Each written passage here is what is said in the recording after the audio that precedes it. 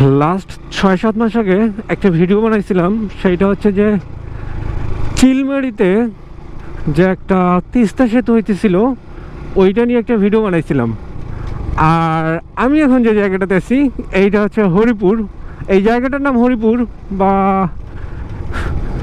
The place is known as Haripur ঘাট। Actually এই জায়গাটাতেই করা হচ্ছে তিস্তা সেতু বা চিলমারি সেতু যেটাকে বলে, বা তিস্তা সেতু। আমি আসছিলাম অনেক দিন আগে, বাট যেহেতু আজকে আসছে একটা কাজে, আর কাজটা যেহেতু মোটামুটি হয়ে গেছে, দেন একটু টাইম আছে হাতে, হয়তো বা আধা ঘন্টার মতো। সো এইটা দেখে যাই, বা এইটার আপডেট কীরকম এইটা দেখে যাই, অ্যান্ড আপনাদের সঙ্গেও এইটা শেয়ার করি। সো আমি আগে একটা কথা বলছিলাম যে এই ব্রিজটা বা এই সেতুটা যদি হয়ে যায় তাহলে কিন্তু সবচেয়ে ভালো যে কাজটা হবে সেইটা হচ্ছে কুড়িগ্রাম যাইতে আগে যে সময় লাগতো 3-4 ঘন্টা, ওইটা কিন্তু একদম কমে যাবে। ওইটা 1.5 থেকে 2 ঘন্টার মধ্যে চলে আসবে। অর্থাৎ আপনাকে রংপুর হয়ে কাউনিয়া হয়ে আর কিন্তু কুড়িগ্রাম যাইতে হবে না, জাস্ট আপনাকে সেতুটা পার হইতে হবে অ্যান্ড আপনি কুড়িগ্রামে চলে যাবেন।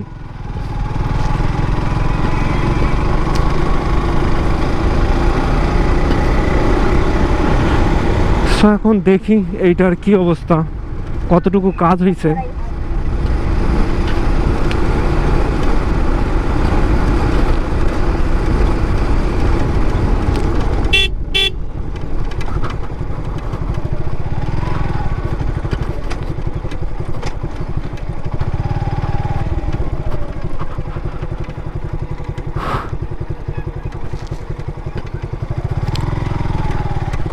সম্ভবত পানি দেওয়া হয়েছে এগুলাতে, অর্থাৎ ধুলা বেশি থাকার কারণে। আমি যখন আসছিলাম তখন অর্ধেকেরও বেশি কাজ হয়ে গেছে, অ্যান্ড এখন জানি না যে এইটার কি অবস্থা। যেহেতু আমি অনেক দিন পর আসলাম, আমি যখন আসছিলাম তখন পানি ছিল এগুলাতে, বাট এখন পানি নেই। সো যাব যত দূর পর্যন্ত যাওয়া যায়।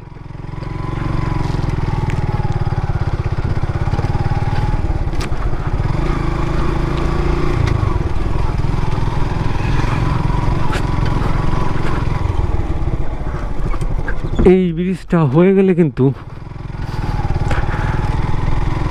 জাস্ট এইটা অনেক মানুষের ড্রিম। এইটা অন্তত এই এলাকার মানুষগুলোর জন্য এটা স্বপ্ন। জাস্ট যোগাযোগ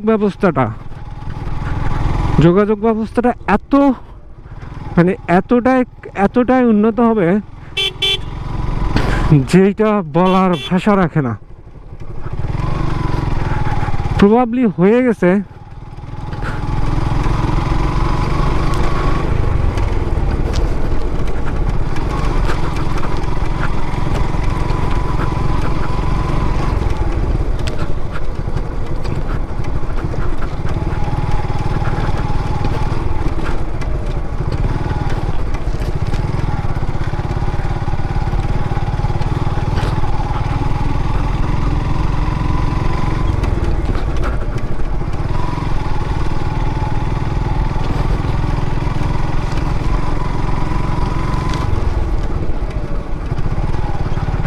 জানি না এটা কত দূর পর্যন্ত যাওয়া যাবে, বাট দেখি যত দূর যাওয়া যায় তত দূরে যাব।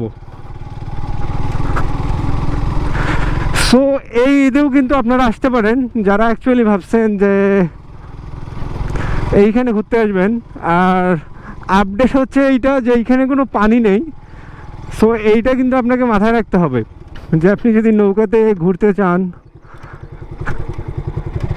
তাহলে একটু সতর্ক থাকবেন, কারণ এইখানে কিন্তু কোনো পানি নেই।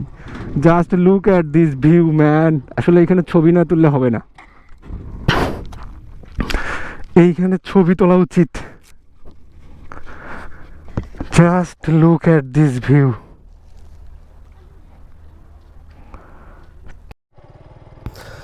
আর এই প্লেসটাতে যেটা হচ্ছে কাহিনী সেটা হচ্ছে যে এইটার কিন্তু 80% পিলার বসানো হয়ে গেছে, হয়তো বা খুব বেশি হলে আর 2-3টা বা 4-5টা পিলার মানে বসালেই এইটার পিলার বসানোটার কাজ অলরেডি হয়ে যাবে। অ্যান্ড তারপর এইটার যে স্প্যানগুলান আছেন ওগুলান বসালেই মোটামুটি এইটার কাজ টোটালি কমপ্লিট হয়ে যাবে। আর অ্যাকচুয়ালি আমি যদি বা ইচ্ছা ছিল পুরো জায়গাটায় যাওয়ার জন্য, বাট একটা প্রবলেম যেটা হয়েছে সেটা হচ্ছে যে অ্যাকচুয়ালি ইফতারির টাইম হয়ে গেছে, হাতে খুব একটা বেশি সময় নেই। আমি যদি ওই পাশে যাই তাহলে দেখা যাবে যে ওই পাশে দোকানপাট আছে কি না বা ওইখানে গেলে আমি কোনো ঝামেলায় পড়বো কি না, দ্যাটস ওয়াই আজকে আর যাওয়া হয়নি। আর একটা কথা বলি, যদি আমার এই ভিডিওটা দেখে যদি আপনার কারো যদি মনে হয় যে এই জায়গাতে আপনারা ঈদের সময় ঘুরতে আসবেন, সো অ্যাকচুয়ালি বিষয়টা হচ্ছে একটু মাথায় রাখবেন, কারণ যে রাস্তাটা আছে অর্থাৎ আপনার হরিপুর আসতে মেইন রাস্তা থেকে অর্থাৎ সুন্দরবন রাস্তা থেকে আসতে অলরেডি অলমোস্ট 8-10 কিলোমিটারের মতো আসতে হয়। সো এই জায়গাটা কিন্তু রাস্তার কাজ হচ্ছে, এইটা এখনও পিচ করা হয়নি। সো দ্যাটস ওয়াই এইখানে কিন্তু প্রচুর পরিমাণে ধুলা থাকে। অ্যাকচুয়ালি আমার ক্যামেরা বা আমার বাইক, আমার শার্ট প্যান্ট সব কিছুই মানে পুরা ধুলা দিয়ে ভরে গেছে। সো এই বিষয়টা একটু অবশ্যই খেয়াল রাখবেন, অবশ্যই সাবধানতা অবলম্বন করবেন আর সেফলি রাইড করবেন। So thank you watching my videos.